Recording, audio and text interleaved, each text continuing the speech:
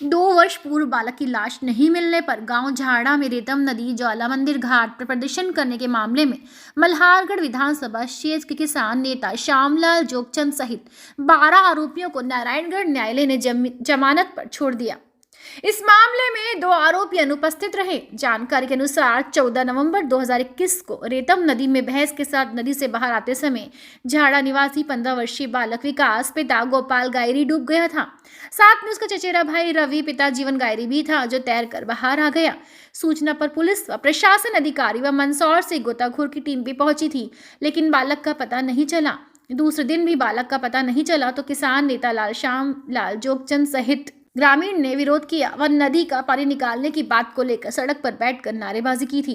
बाद में दूसरे दिन नदी में बालक की लाश बरामद हुई थी। झाड़ा पुलिस चौकी ने इस मामले में जोगचंद के साथ ही सुनील दिवाड़िया, राजेश भारती, दिनेश गुप्ता, आनंद उपेले, हेमंत तिवारी, राहुल ककिथिरिया, नरसिंह नायक, विनय कुमट, रामदयाल धनगर, अर्जुन गायरी, मनीष साहू, परशुराम गायरी, श्यामलाल माली के खिलाफ धारा 147, 241, 117, 120 बी में केस दर्ज कर अभियोग पत्र न्यायालय में प्रस्तुत किया।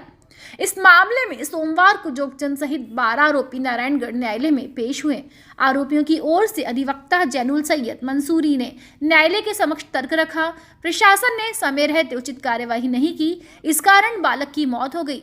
सभी ने आपराधिक आशय से कार्य नहीं की। जनभावना व सद्भावना के तहत सभी बालक की लाश को ढूंढने के लिए मांग की थी, लेकिन राजनीतिक दुर्भावनावश पुलिस ने झूठा आपराधिक प्रकरण दर्ज किया है। सभी को जमानत दी जाए। न्यायाधीश स्वरूप कुमार सिंह ने तर्क सुनने के बाद सभी को जमानत पर रिहा करने के आदेश दिए। इस प्रकार का था कि एक बच्चा पानी में डूब गया था, तो यहाँ के जो जनप्रतिनिधि हैं और लोकप्रिय हमारे नेता हैं श्यामलाल जी जोगचंद, वो समय पर पहुंचे और उन्होंने प्रशासन से अपील की कि इसको समय रहते निकाल लिया जाए, लेकिन इन्होंने नहीं सुनी।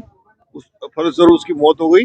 उसके बाद प्रशासन ने जो उल्टी कार्रवाई होती है, पानी तो निकालना ही था, जो पहले पानी निकाल लेते तो उसकी जान बच सकती थी, बाद में पानी भी निकाला और बांध भी तोड़ना पड़ा।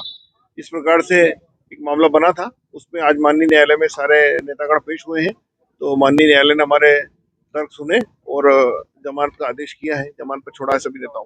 जनहित का मामला है। सैयद मंसूरी एडवोकेट। लेकिन निष्ठुर प्रशासन और इस क्षेत्र का जो मंत्री, जो कि अपने आप को मंत्री बन के घूमता है, उन्होंने कोई मदद नहीं करी और अभी तो उप मुख्यमंत्री बन गए, कोई मदद नहीं करी। और इस वजह से वो जो मासूम बच्चा था उसके प्राण पखेरु उड़ गए। हम लोगों ने मिलकर के आंदोलन किया था, लेकिन ये बात भारतीय जनता पार्टी का जो मंत्री है, उप मुख्यमंत्री, उनको नागवार गुजरी थी। उन्होंने 14 लोगों के खिलाफ मुकदमा दर्ज करवा दिया था। आज हम लोग पेश हुए और माननीय न्यायालय नारायणगढ़ से हम लोगों को जमानत मिली। मैं आपके चैनल के माध्यम से ये कहना चाहता हूँ कि उप मुख्यमंत्री कितना भी लोगों पर अन्याय अत्याचार करे, हम पूरी ताकत के साथ गरीब मजदूर, अन्नदाता, किसान, सारे लोग मिलकर के उस अन्याय का विरोध करेंगे।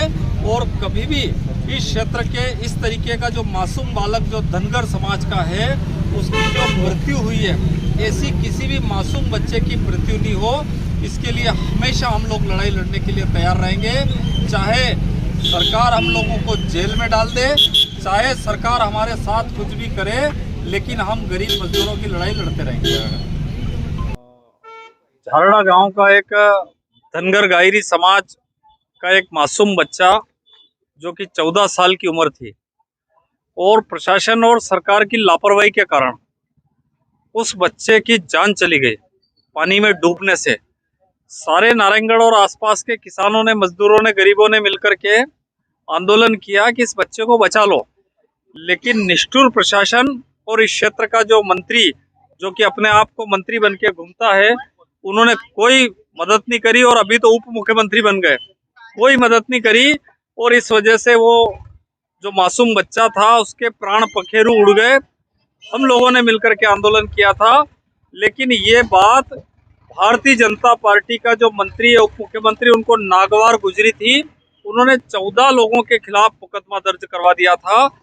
आज हम लोग पेश हुए और माननीय न्यायालय नारायणगढ़ से हम लोगों को जमानत मिली।